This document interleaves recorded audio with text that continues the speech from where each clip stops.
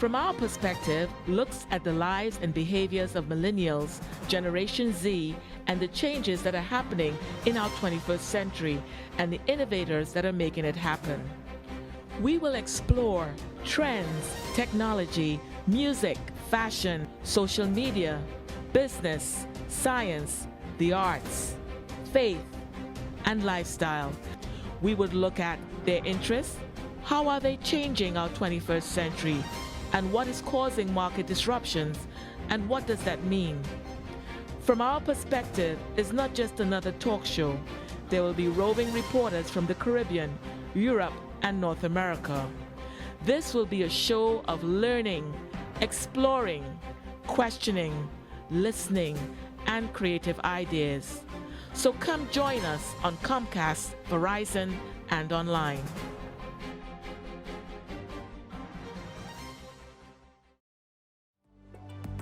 As the founder of 21st Century Innovators, a program of which launched in 2015, I am motivated to see the youth strive and develop as successful leaders in this technology-driven global society.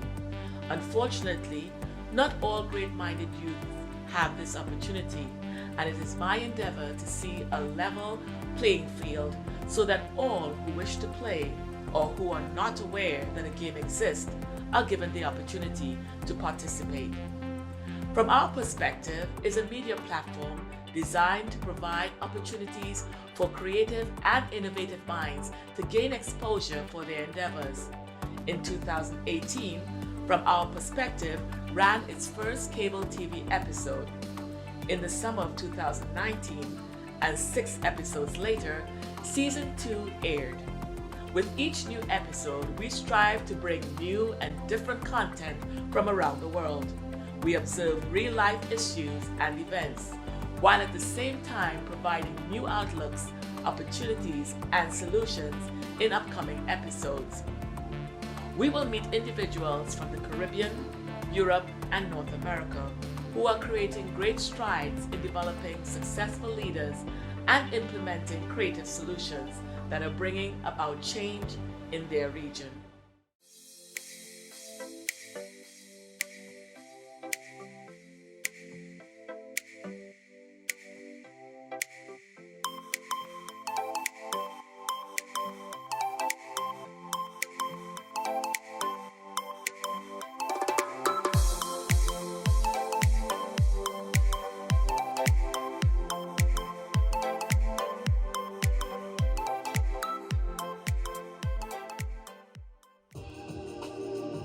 The island of Grenada is the southernmost island in the Antilles archipelago, bordering the Eastern Caribbean Sea and Western Atlantic Ocean, and roughly 90 miles north of both Venezuela and Trinidad and Tobago. Called the Spice Island due to its production of nutmeg, Grenada is 135 square miles in size and a population of 112,000.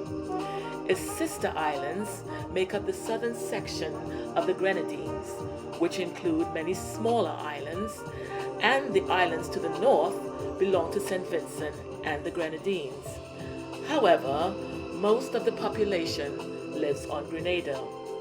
With a literacy rate of 99% and the home of the famous St. George's University, which attracts many foreign students, especially those who attend its medical school. Tourism is the mainstay of Grenada's economy.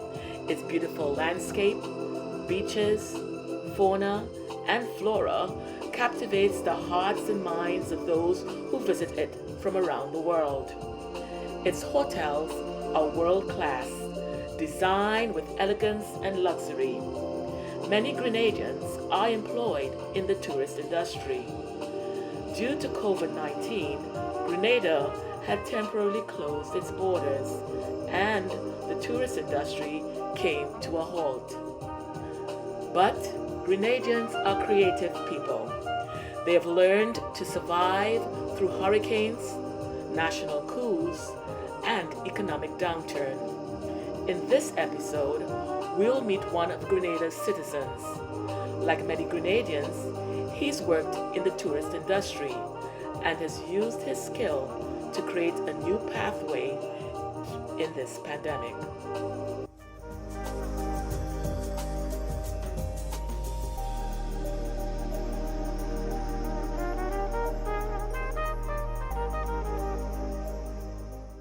Hi, my name is Timothy Walker, and the name of my business is Elegant Eats. Not too long ago, we started in June, the 2nd of June. We started because of unemployment, basically. I was a chef at one of the major hotels here for the past 10 years. Yeah, one of the major hotels in Grenada.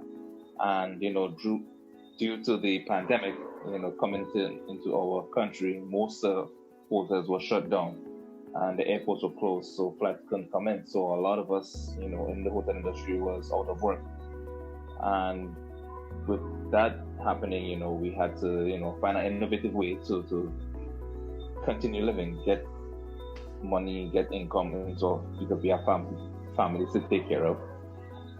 So I reached out to a friend of mine who was also in the food industry, but a different side of it. He has a local shop, and I brought the idea of doing food delivery to workplaces. Instead of them having to come out to the shop, they call in, place the order, and then we get the food to them. So that's how Elegant Eats came about, basically. It's going good. The business has stayed itself. It's we have up days and down days, but it's not too bad. It's going good. It's a new experience for me in being the business owner side of things. Before I was just the staff and cooking and doing what I have to do, but now I'm cooking, managing, making sure everything's okay. But everything is going good so far. Well, in this field of work, I like the cooking, basically the rush of getting orders ready. Getting people their food and make sure they're satisfied with what I put out, because I always try to put out my best. So I try to plate my best, make sure everything tastes good, and that's what I enjoy the most. And I enjoy plating excellent food and making sure that everyone is satisfied. Most challenging for me right now, being a business owner, is balancing costs. Well, in terms of before I was just get my ingredients and cook. That was I didn't have to think about wastage and spoil. Well, I have to think about wastage and spoilage, but not the cost of anything per se, because it was already there for me. But now I have to think about minimizing cost and maximizing profit. So learning that aspect of business for me is a bit different, and this is where my business partner Titus comes in, because he's been in business for the better part of 7 or 8 years now. So he's guided me along that line. Been a chef professionally since 2008, so 11 years now. Well, in 2021, I see Elegant Eats on a larger scale. Well, right now we operating, as I say, we're a baby in the industry, basically, just a few months old. So right now we're doing simpler things. We're keeping it, we're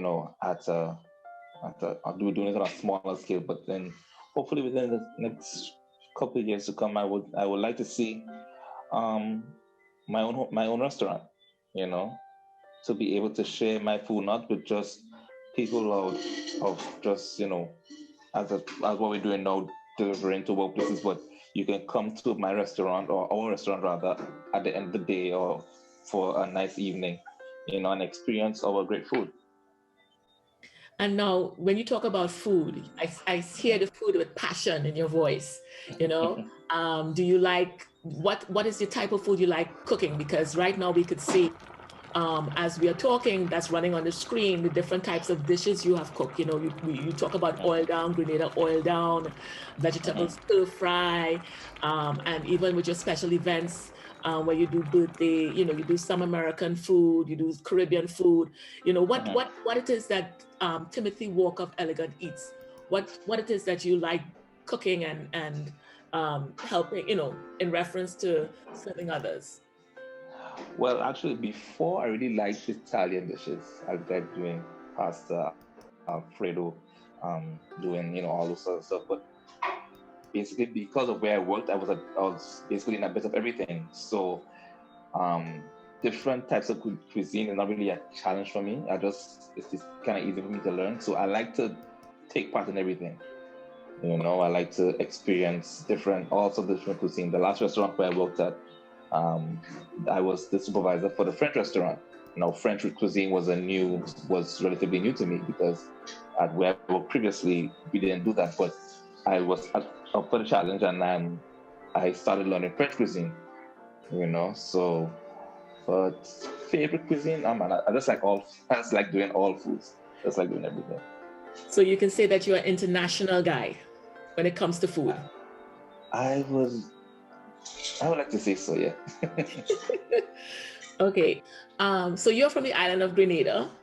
You Yes. work and live in Grenada. Yes. And you have been to other countries, you're Trinidad and Tobago born. Yes, born in Trinidad. Lived there for part of my life. We live both in Grenada and Trinidad, yes. Trinidad. What would you say is the difference between Trinidad and Tobago food versus Grenadian food? Do you see a difference, or because we are all islands, pretty much it's the same?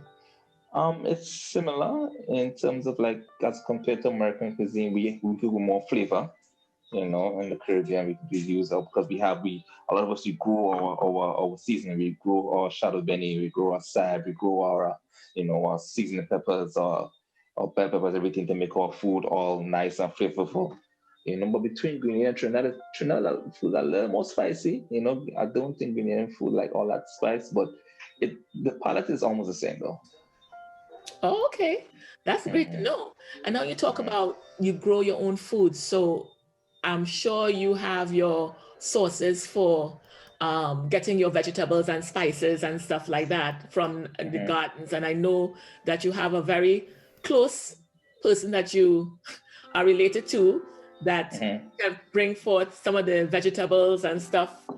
What are some of the things that you can get from this, as we say in the Caribbean, backyard garden?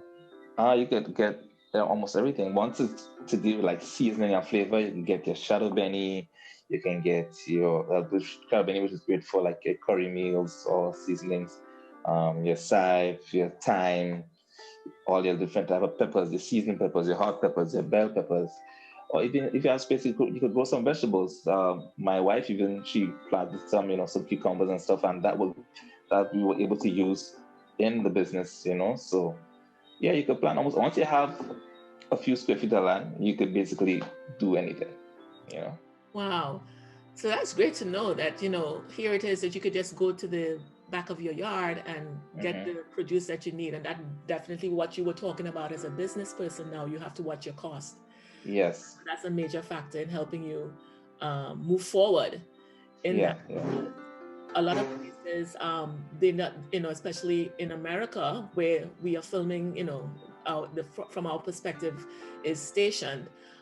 People don't have that opportunity. Some of them don't have that opportunity to have a yard where they can do that. And those that do, we have the changing of seasons.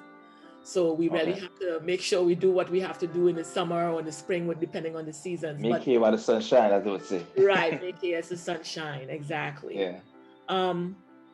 What would you say is the most innovative practice that you have implemented in your venture since you started, and was it successful? Innovation. Well, in terms of accessibility to certain things, what I had at the bigger hotels, certain ingredients, and so I have, in order for me, because what my real goal or our goal with Elegant Eats when I brought the idea to Titus, because just to backtrack a bit, Titus, my business partner, he does a bit more local food where his business is in the city, so that caters to more local people. I am a bit more from the fine dining side, the hotel industry, so we cater to a bit more international people. So what I try to do is to take that experience, and bring it out to the locals, bring it to the workplace, and basically planning the menus. We sat down and we had a run through, and it was basically just being able to keep that same kind of restaurant feel, but find it with the local through our local supermarkets and our local producers, because hoteliers will be able to do things on a bigger scale, get things from outside, and able to do that on a grander scale. But us being local on a smaller scale, newly in business, I think that was where the innovation came in, keeping the same that same high end feel with the local product. That is great. That Mhm, definitely is innovation. mhm. So, having said that, what are your short and long term goals? Short. Short term, okay. So short term, I would say just for Elegant Eats to get his name out there. We're working on becoming a staple in the food industry right now. And long term, as we say, we want to see this grow and become, a bigger, better, place in terms of like restaurants and stuff. I even had friends comment, oh, when you come to Trinidad, and that may be a possibility, once things are get out there and the opportunity presents itself, we're ready to take it anywhere, you know. Great. And what is the most valuable advice would you give someone looking to get into the food business? Valuable advice. Uh-huh. I would tell them you have to learn time management. You learn to manage your time properly, because if that's one of the main things they teach you when you're starting out the food industry. The time is everything. You can't have a guest waiting 20 minutes for a meal that would take only 10 minutes to get ready. So you need to learn time management. You need to learn you know how to combine things, how to um put flavors together, how to what should I say, how to be creative, you know be able to do things but not be afraid to do it. Be afraid to mess up, but learn from that messing up, because that's how things come about. Be able to learn to be not afraid to make mistakes, to learn from them so that you can move forward. And just take a chance. The food industry is a great industry. It's an ever changing industry. You always learn stuff, because I'm pretty sure how we did food 10 years ago is not how we do food now, and how we do food now is not going to be the same way 20 years to come. And once I'm in the industry, I would like to be able to learn what's in that to come. you know so I would tell them, don't be afraid, go out there, take a chance, and be creative. Through adversity, through hard times, you learn how to adapt. Mm, You learn how to change, you learn how to grow. And I guess without this situation coming around, Elegant Eats may not have been born. you know I mean, it was always on my mind. I want to do my own business, I want to get out there and start my own thing. But you always think you never have time, you never have this. But sometimes you get pushed into a situation where you have to make it. You have the time now, so do it. So I don't have to say that I was glad for the opportunity to get started, and I'm ready to run with it as far as it takes me. awesome. Well, thank you, Mr. Walker. It has been a Yeah, pleasure. you're welcome. All right, thank you. Thank you. Republic of Trinidad and Tobago is a twin island nestled in the southernmost part of the Caribbean chain of islands. The country is known for its beautiful beaches, fauna and flora, music and carnival, oil refining and exploration, and its multicultural cuisine. The food reflects its ethnically diverse population of African, East Indian, Chinese, European, and Arab descent. Trinbagonians, as they are also known, are highly educated, boasting an adult literacy rate of over 96%. Its people are creative, innovative, and resourceful.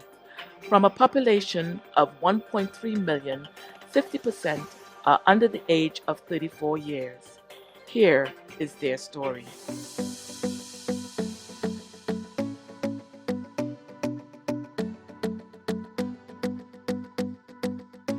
Are you planning for the future, like 5 to 10 years? All right, cool. Yeah, that's a good question.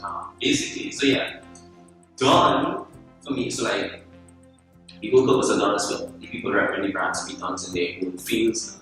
So like, hopefully, my vision for the brand is like it will be like a platform again, for the quote-unquote dons to merge their ideas and bounce ideas off each other to solve problems in society and stuff like that. I also want to use it as like a motivational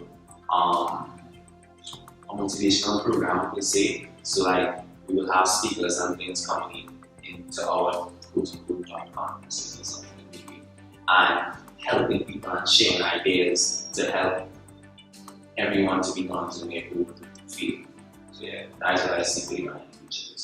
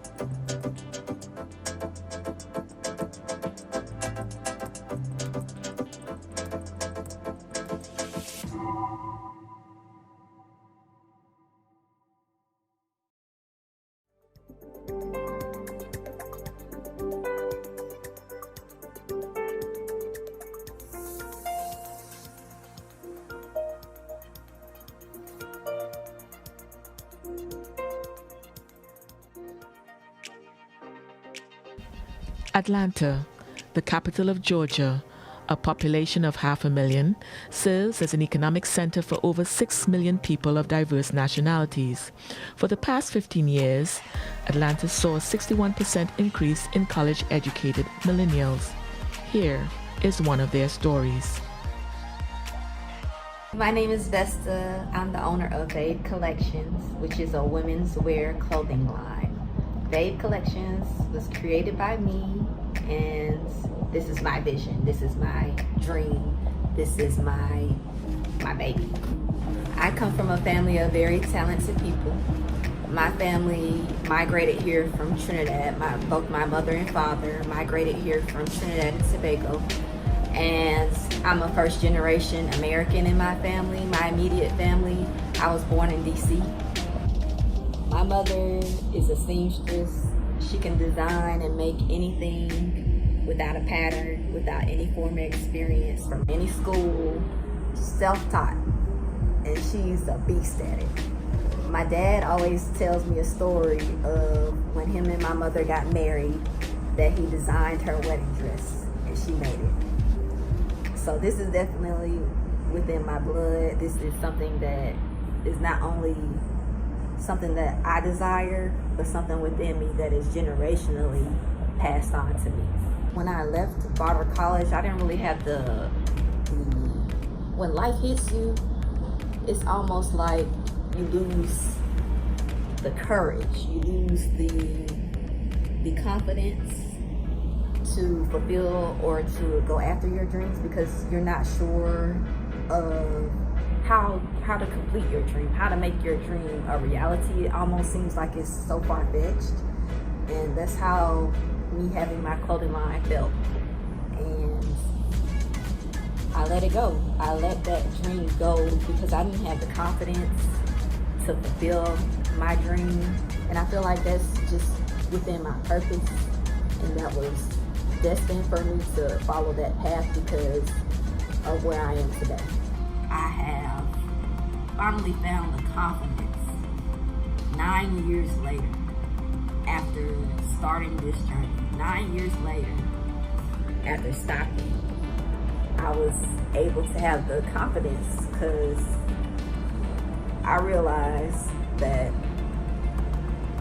there's never going to be the perfect timing. There's never going to be the right time. I realized I had to make the time. I had to make it the right time. I had to make myself just step out on faith. I just had to step out on faith. And I feel like what makes a leader is a person that, with fear in front of them, fearlessly steps out on faith. With a lack of confidence, is able to push yourself and be confident within yourself and find some kind of confidence within yourself to say, hey, why not you? If anybody else can do it, then why not you? And this is something that I'm not asking for somebody else to give to me. This is not something that I am sitting around waiting, auditioning for somebody to do for me. This is me doing for myself. This is me saying that, Vesta, you're good enough. Vesta, you're the bomb. Vesta, you need to get on this. Vesta, you need to do this now. You need to stop waiting for the right time. There's never going to be a right time. Make the time now. Everything came to full circle, and I feel like everything that I've been through in life was purposed, and everything happened for its own divine reason. And I have so much confidence just from that fact. Just from that fact of knowing that things might not look exactly how I want it to look, but I'm going to always press forward because I don't know what's on the other side of the fear that I have. I don't know what's on the other side of what if, and I'm courageous enough to step out. I'm courageous enough to just do it.